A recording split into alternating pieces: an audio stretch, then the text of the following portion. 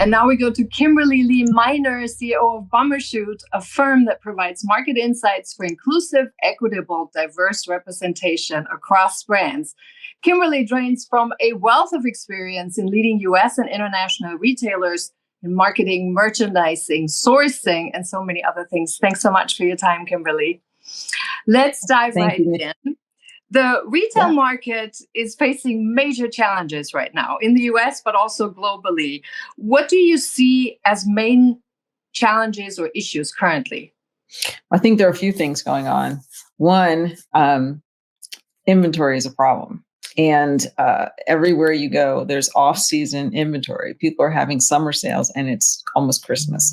And so I think when we went through the pandemic, and so little was available or things came very late, then once the door opened, gung ho, retailers like, oh yeah, people are out. We're gonna make up the difference. And it was a problem on both sides, quite honestly, because the supply chain, they needed the orders to stay in business, and so minimums increased. And then businesses obviously needed the inventory and didn't want to pay an upcharge. So then there's too much inventory in the ecosystem. And so I think that's one of the problems. Then the second problem, I think, is because so many brands, unfortunately, lost their way again during the pandemic and have had a hard time refinding who their heart is, because during the pandemic, it was all casual. So then you lose sight of who you are as a core, and then everyone tends to be chasing the same thing. So if you're a consumer, it becomes a numbers game, not really a brand affiliation or a loyalty game. It's a numbers game if everyone has the same thing. And I think that a lot of retailers, and unfortunately it's been going on for a while, a lot of retailers are afraid to be a little more innovative or to push the needle because they just don't know. And their books are kind of tight because of inventory situations. So how do we balance then also the additional factor of a changing consumer demand, which I think we're facing here in the United States, but it's a global phenomenon. I mean, consumers are pulling back because of the uncertainties economically, inflation, all these other things that are factoring in. With the global decline, particularly with the ready-made garments, how are retailers currently responding? Are they responding at all, or are they still busy in just dealing with all the issues you just mentioned, getting inventory out and getting new inventory in, or how do they adjust? Yeah, that's a great question. I think it's a situation with the chicken or the egg, right? How do you find your customer and then give them what they need so that they know they can come to you, right? That's really the issue we're talking about. Consumers have changed. You're so right. I mean, Nicolette, like it changes from day to day. And I know in speaking to I'm out all the time talking to consumers, and I'll say, well, where'd you get that? Or that's a great coat. Oh, I've had it for years, because they're not shopping. Right. They are thrifting. A lot of people are thrifting, not calling it thrifting, what's the circular fashion. And young people, where everyone tends to put most of their focus on, Gen Z, they're very into the circular. What's interesting to me is that Shein partnered with Forever 21. And I think they thought, well, it's a bigger market, right? Shein being D2C, Forever 21 has the retail stores. If we come together, it's an incredible thing. I teach at the collegiate level. And I talk to my students all the time, because I teach brand management. And so tell me about the brands you love. And when we talk about those fast fashion brands, it's a really interesting discussion, because they loved Shein until they found out about the concept of true fast fashion and what it takes to what it does to the climate for these brands to give you this fast fashion at that low of a price. And their take on it is very different. Then they're like, oh, well, no, because I want the climate to be healthy for when I live and have my children and have my life. And so I think you're dealing with a real change. So how do you affect that? I think that it comes down to being really innovative Yeah. and making a determination of what path you want to take with what customer and staying true to that and telling the stories to bring that person in. The other way of being innovative is how do you manage your open to buy? Where are you getting your production from? Is there opportunity to come local? Are there places that you can have a shorter window so that you're not sitting on all this inventory? There are ways to manage an open to buy 2 weeks out if you have if you're mindful and you're strategic and innovative. If you have your fabric ready to go and you already know what your blocks could be, then it's not necessarily fast fashion because you have it in the pipeline. And then you can make those calls so that you're not sitting on tons of inventory that no one wants. But again, you have to have that intimate relationship with your consumer to know who that person is, and they're going to come in and shop your products. And I think in the United States, a lot of things are happening. I totally agree. So I think Yeah. we're looking at speed, right? We need to get the cycles shorter. The speed needs to be faster. I also wanted to ask you about the future of the ready-made garment market. Do you see also a shift in products per se? I Does think it shift more to jacket and outerwear and other stuff, or is there a shift there, or is it more towards sustainable? Definitely, probably towards the sustainable aspect. I think it's more towards the sustainable aspect because I think that, like, if you think about this year right now, fall, Mm. we're going into, it's November, it's almost December. I live in Ohio. Ohio is generally very cold when it's in the fall. I haven't worn a coat yet. And so that's why I think more so than changing the categories, it's changing your thinking of when you bring it in. And instead of, back in the day, you could set it and it would fly, right? Because beginning back to school, you're going to sell these things. Right after that, you're going to have your floor set for the beginning of October and you're going to sell coats. And that doesn't exist. It just doesn't exist. And that's where I'm saying we need to be more innovative. Retailers need to really buy now, right? That's what the customer wants. She or he wants it available when it's necessary. Mhm. And that's why I think we need to be more innovative and have shorter lead times. But again, I'm not talking about fast fashion because there's a way of doing it effectively and doing it with innovation and not giving away sustainability, because the climate is very important, but there's a way to be plan and mindful and also create a sustainable but a quick response to what customers want. Yeah, now when we also talk about sustainability, that also brings up another factor. And this is, for example, if you look at manufacturers from overseas, particularly South Asia, the old paradigm was very often focusing on price and cost and get it out. Now we have societies there where people also ask for higher wages, but they're looking at higher wages to be paid for the people who work there. You're looking at the same time basically at a decline of consumption among global retail.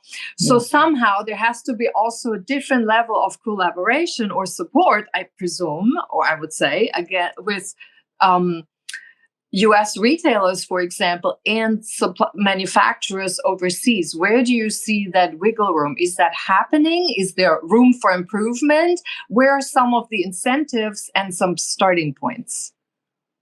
Yeah. So I totally agree with you that it's collaboration, but it goes beyond just the supplier and retailer. Mhm. It really, to me, is a three-legged stool, because in order for it to really be effective, the consumer has to buy into it also, right? And I think we've been lulled into fast, cheap, right? And the truth is there needs to be some education, because the give and take that I see is the suppliers, they obviously have to make a margin, right? But so do the retailers. Now, coming from specialty retailer, I was with Macy's for a while, but mostly specialty.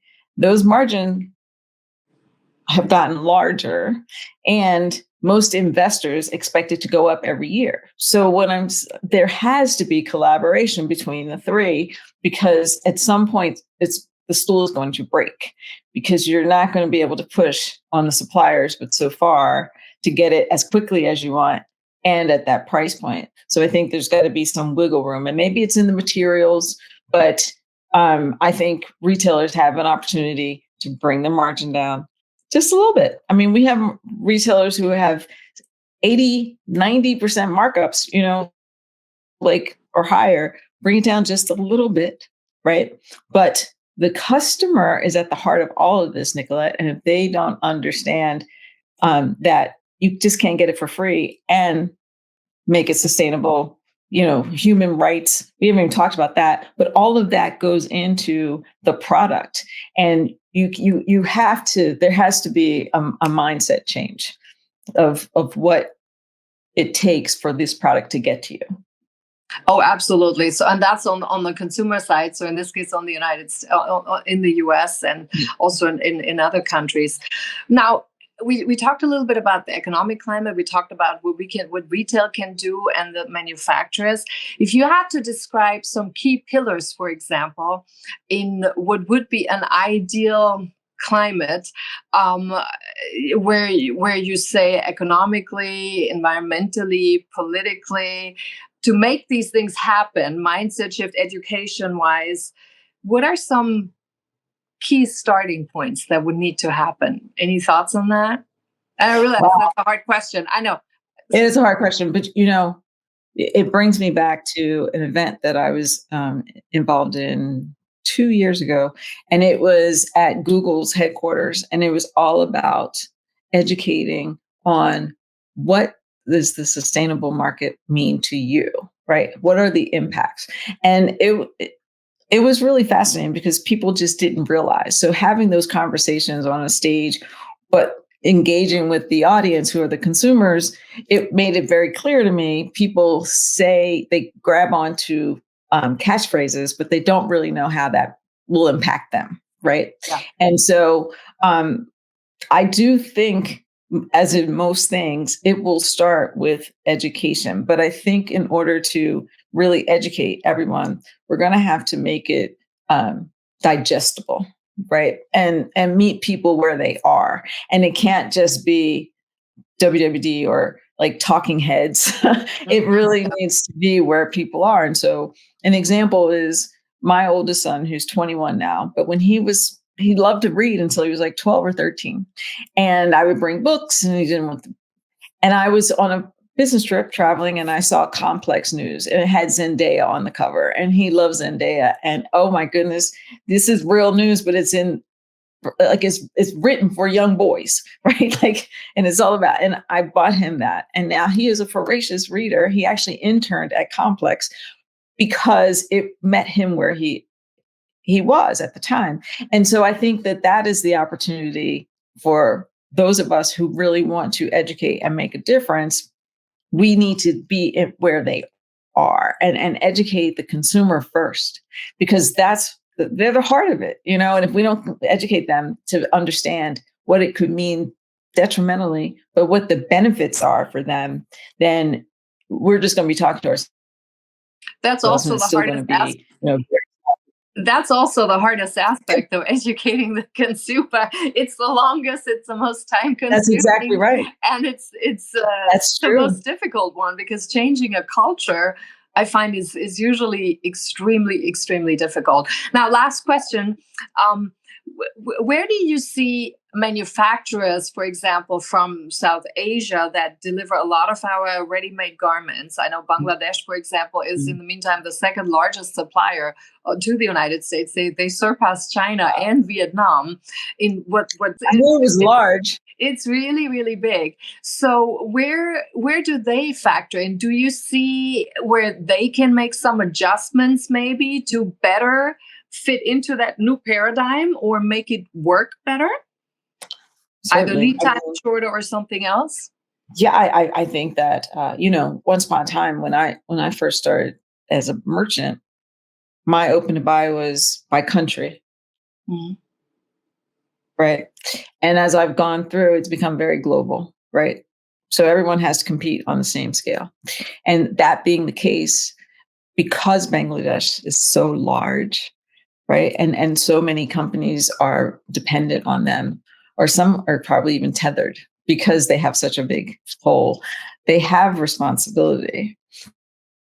And they're obviously their customer are the retailers, but I think there's opportunity for the suppliers to partner with the retailers to educate the consumer so that they can get into a better place. But they can't sit back and just wait for the communication to happen or for the education to happen. I definitely think that a supplier of that size and impact should definitely take the lead and say, hey, I think it would be not that they need more business. I'm just saying if they're the source, right? So if the consumer is the heart, the supplier is the source, there's that time and that's where it needs to meet so that the retailer is the middleman, right? And so they're being it's almost you're being squeezed. So how do you unsqueeze? Yeah. I think it's with education. And definitely if you're a supplier that size, you should be if not a part of it, driving it. That's an excellent point. Thank you so much, Kimberly, for coming on. Great to have you. Very valuable information as well. Thanks so much. Thank you. Take care. Bye-bye. You too. Bye-bye. Thank you.